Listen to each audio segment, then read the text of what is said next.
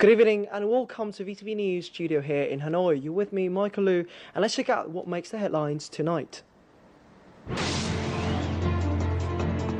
IPU 132 delegates discuss basic health rights for women and children.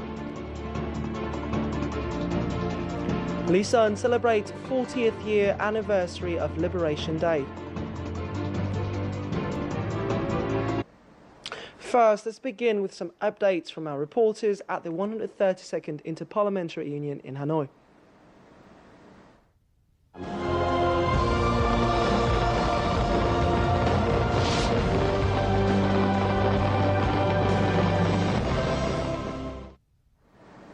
An interactive debate on the implementation of the 2012 IPU resolution, access to health as a basic right, the role of Parliament in addressing key challenges to securing the health of women and children, opened this morning in Hanoi.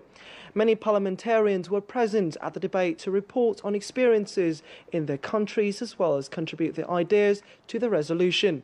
Here is the latest report from our team at the National Convention Centre, where the 132nd IPU Assembly and related meetings are taking place. The United Nations Millennium Development Goals included 2 goals related to women's and children's health.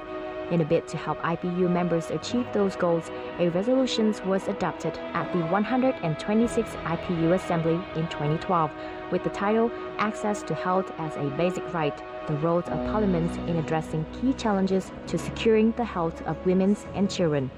After 3 years, IPU member countries are now gathered in Hanoi to present their progress on the implementations of the resolution. 4 case studies were presented at the debate as examples of parliaments increasing their roles in helping women and children access health care. Uganda was one of the 4 cases. Through our Committee on Health and through Parliament, we have increased budget allocation to the health sector. Through this, we have managed to recruit more doctors and also what we call the Gender Equity Certificate, which is supposed to ensure that government budget is prioritized for the needs of both men and women equally. So we'll now go to Vietnam. Merci, Madame. Meanwhile, representatives of Vietnamese delegation also shared their achievements on the implementations of the adopted resolution on accessing health rights for women and children. After the resolution was passed in 2012, Vietnam also approved the revised law on health insurance in order to increase the number of people with health coverage, especially women and children. The revised law also ensures that children under 6 years old have free health coverage. This is the first time in 3 years an implementation of a resolution adopted at IPU is being reviewed. It shows the determinations of the IPU Standing Committee in ensuring turning words into actions, as it is also the main theme of this 132nd IPU Assembly. If we go further, we will even find out that maybe the resolution needs amendments. And that shows that how practical we are getting. We are seeing the problems on the ground, and we compare it with the articles of the resolutions. It's a good start, and I encourage it. This is a very good step that is made now. So we are just saying, like, hold on, we shouldn't keep making resolutions. We have to see what we do with those resolutions in different countries. As September approaches, the United Nations Global Strategies on Women's and Children's Health will be revised and renewed for the next period starting next year. Therefore, a review of implementations of adopted resolutions like today is essential in improving Parliament's accountability for promises made and moving towards new sustainable development goals. Minh Hằng, Vietnam Television, Hanoi. Delegates to the 132nd Inter-Parliamentary Union have praised the organisation of the IPU, leaving delegates with a good impression of Vietnam. More in the following story. Delegates attending the IPU 132 widely agree that Vietnam has proved a hospitable host thanks to its thorough preparations for the event. Nearly 2,000 were given considerable support during the assembly. The hospitality is excellent. The people have been very, very friendly, and we are very, very comfortable.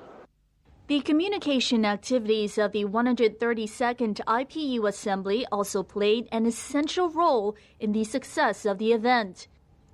At the 132nd IPU Media Center, all open debate sessions are broadcast live, and footage at the meetings is given to international news agencies free of charge.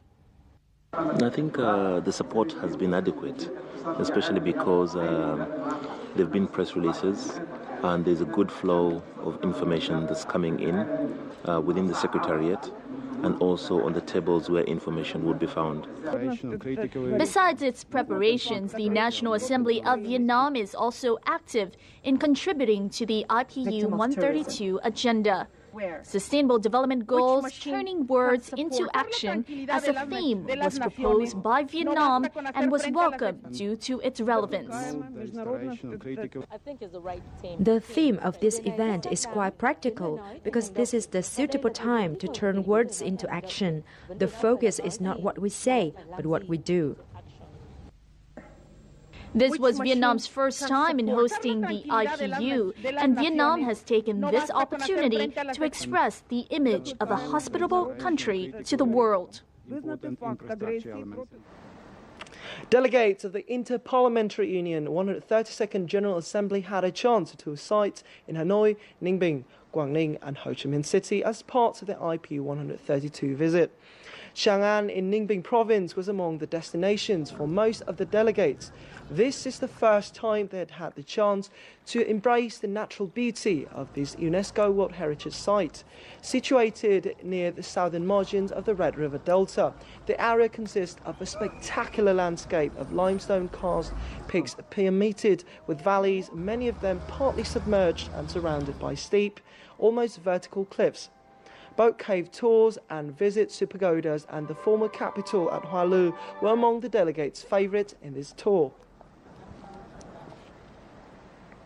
A meeting to boost collaboration in the management of the economy was held this morning by the Ministries of Investment and Planning, Finance and Industry and Trade and the State Bank of Vietnam as well.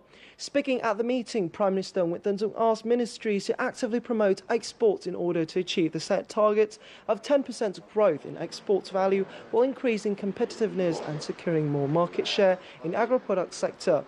Raw material exports should be limited while more efforts should be made in terms of in-house manufacturing and processing oil, gas and mining products.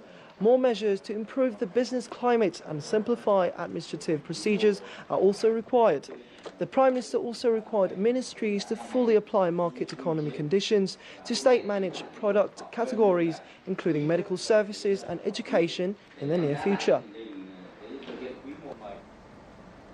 Now, according to the Ministry of Agriculture and Rural Development, agro-exports in the first quarter of 2015 declined 13.2% compared with the same period last year. An urgent meeting was put together yesterday with the participation of related ministries and agencies in the bid to find solutions to the issue. As reported by Agricultural Products Association, main exports include timber, seafood, rice, coffee, pepper and rubber. All experienced a sharp decrease. Among these, coffee exports fell 37%, the highest rate of all, followed by rice, timber products and seafood with falls of 28%, 29% and 26% respectively. Minister of Agriculture and Rural Development Cao Đức Phát proposed a set of solutions including expanding export markets and simplifying administrative procedures in customs and export activities.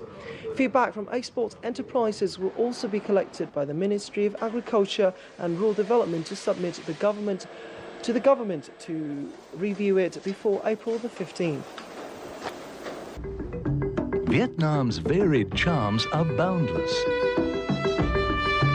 They will awaken your senses to astonishing wonder. From sight to sound, from smell to taste, you will be touched in ways you've never thought possible. Vietnam is so charming, one visit is never enough. This day, 40 years ago, March the 31st, 1975, Gulare Island in Quảng Province was liberated. Today, the island has developed into Lisan Island District with significant achievements in many fields, especially in protecting the country's sovereignty over its islands. Sustainable development is the main focus of Lisan authorities. In recent years, annual production of seafood reaches 35 to 37,000 tons, worth more than 250 billion Vietnam dong, or about $12 million US. Annual income of a fisherman ranges from 60 to 100 million Vietnam dong, or the equivalent of 2,800 to 4,800 US annually.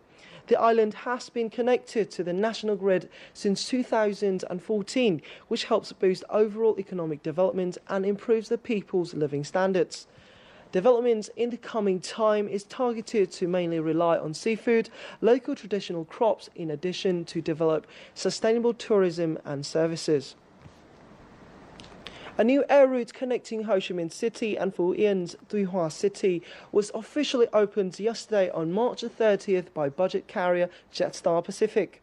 The route will feature 3 return flights weekly on Monday, Wednesday and Saturday by an Airbus A320, which can accommodate a maximum of 180 passengers. The flight takes about 1 hour with fare ranging from as low as 0 Vietnam dong to 1.5 million Vietnam dong. According to Levan Chup, Vice Chairman of Phú Yên People Committee, the new air route is expected to help boost travel demand between the two cities. There are currently 5,000 passengers booked to fly this new route between Ho Chi Minh City and Tuy Hòa. For the last 40 years, farmers in the Mekong Delta region have successfully used new technical and scientific advances to grow rice. This has increased cultivation areas, productivity and the value of rice. The following reports will tell us more. Trần Thanh Tao from Thới Lai district in Cần Thơ city is a local rice farmer who has been working with the Mekong Delta Rice Research Institute to apply new techniques and varieties. Besides raising productivity and incomes, applying new farming techniques has also stirred farmers' creativity. I only use certified rice varieties. I also limit the use of fertilizers and pesticides to save on input costs. For this year's crop, I have planted a new strain of rice created by the Institute. Its productivity is about 12 tons per hectare. The most important factor is farmer. If farmers follow technical standards, they will reduce input costs and raise productivity. Farmers should also maintain sustainable cooperation with the businesses, even if rice prices decline.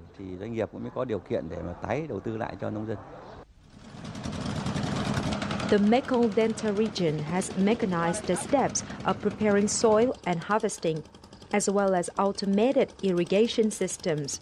In addition, the implementation of a large-scale field model and cooperation between farmers and businesses have benefited both sides and enhanced the competitiveness of Vietnamese rice. With this production model, farmers are supported in terms of seeds, capital, materials, techniques, and consumption. Our institute is implementing a number of rice field models. These models include farming techniques, which help reduce costs and raise productivity. Rice grown in these fields will be preferred by businesses. In the next 5 years, large-scale fields will rise by 5 times to 500,000 hectares. With significant advances in the past few years, the Mekong Delta has contributed 25 million tons of rice to the country every year. In the future, farmers expect is to be given more support so they can really live on growing rice. Now, just before we say goodbye, let's take a look at the latest weather update of selected cities around the world.